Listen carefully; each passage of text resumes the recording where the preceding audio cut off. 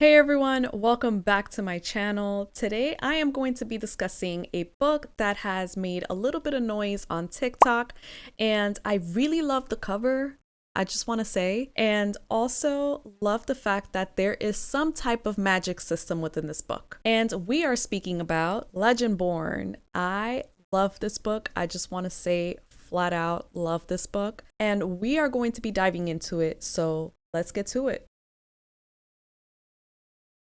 So Legendborn by Tracy Deonn. It is a YA fantasy book with a little bit of romance, but I will say there aren't any spicy scenes. However, just because it doesn't have spicy scenes doesn't mean that this book didn't pack a punch. So what is Legendborn about? It is about a young Black female who is going through quite a bit, and her name is Bree. And now Bree is going through grief. She lost her mother in a tragic way, and she is left with not only a broken heart, but also words that were left lingering. And what I mean by that is that while her mother died in a car accident, she was also left with the grief of the last conversation she had with her, which was about college. Bree wanted to enroll in Chapel Hill, a college in South Carolina, and her mother did not want her to go there. There are a lot of secrets that her mother kept. However, as a mother would, she wanted to protect her daughter. Now, this book is 490 pages. It took me about, I want to say, 3 nights to completely finish the book. Do keep in mind, I am a mom myself, and my reading times are always at night. So after her mother's death,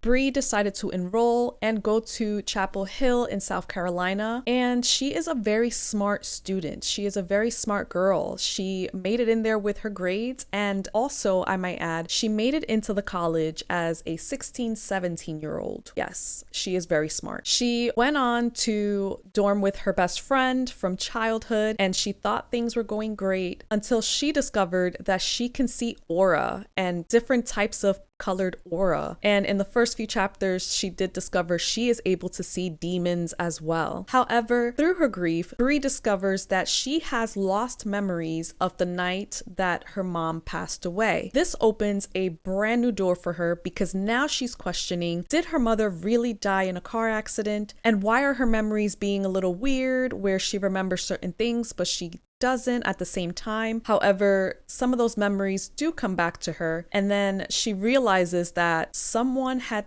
tempered with her memory, and that sends her on a journey to find out what really happened to her mom. And through that journey, she discovers that not only she herself has powers, but she can also wield some powers. Also, this book gives a very rich African American history, and also her challenges as a young Black female going to a pretty much all white college. This book, I want to say, made me so angry at times. I'm not kidding. And I wasn't angry at the FMC, I was just angry at the side characters because of their blatant racism. But we'll get to that in a minute. Once Bree enrolls into this college, she figures out that there is a very secret organization that can probably help her to find out what happened to her mom. And this secret society, or shall I say club, does not have a single person of color, and it is rooted deeply in King Arthur. And that is what the story shapes out to be, and Bree begins her journey to find out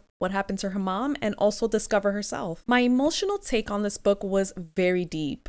I related to this book in a way that I didn't think I would, mostly because Bree and I share the same tragedies. I also lost my mother at a very young age, and Bree is grieving. And I think what really got me was she was replaying her last conversation with her mother. I stopped for a second in this book and realized that remembered what I told my mom the morning she passed away, but sometimes you kind of replay what happens in the day that someone passes away that's really close to you. I remember I told my mother bendición, which means like blessings in Spanish, but we say that as kind of like a way to get a response back, like Dios te bendiga, which is God bless you. So it's kind of out of respect and custom in the Latino culture. And so that was my last words to my mother. And Bree unfortunately kept replaying her last argument with her mother. And I understand her grief because she's like, okay, like,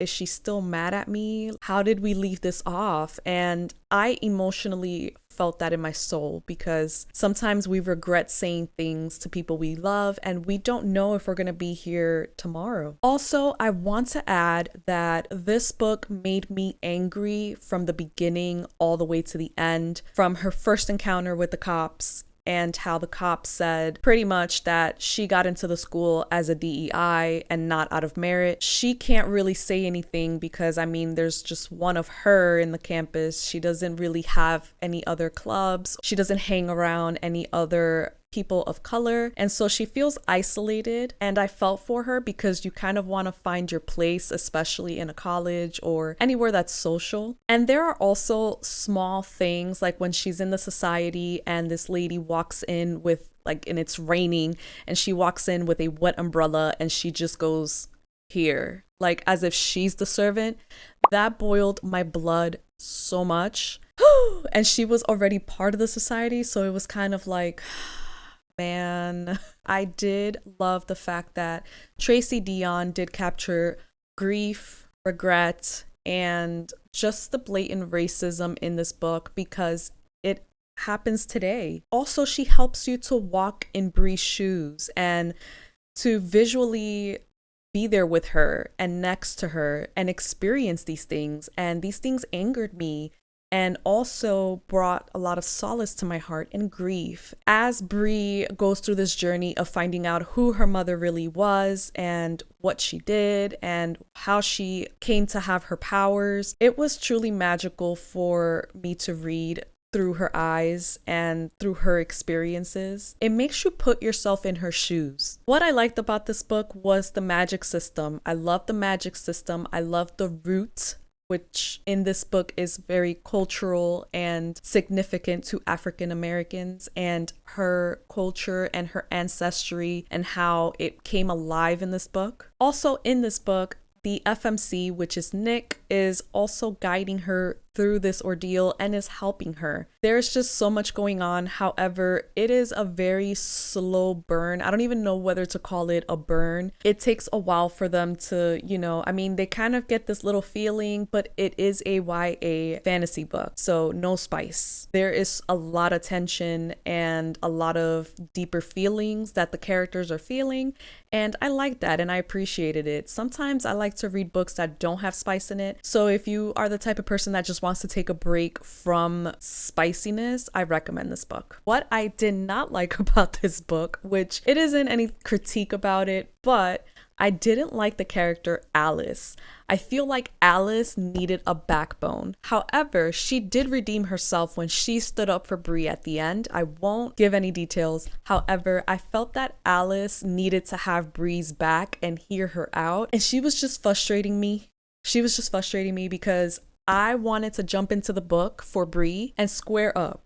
I wanted to jump into the book and literally have Bree's back. And I felt that Alice, it took her a long time to actually listen to Bree and to actually defend her and have her back. So my rating for this book is 6 stars. This is my third 6-star of this year. It is a must read.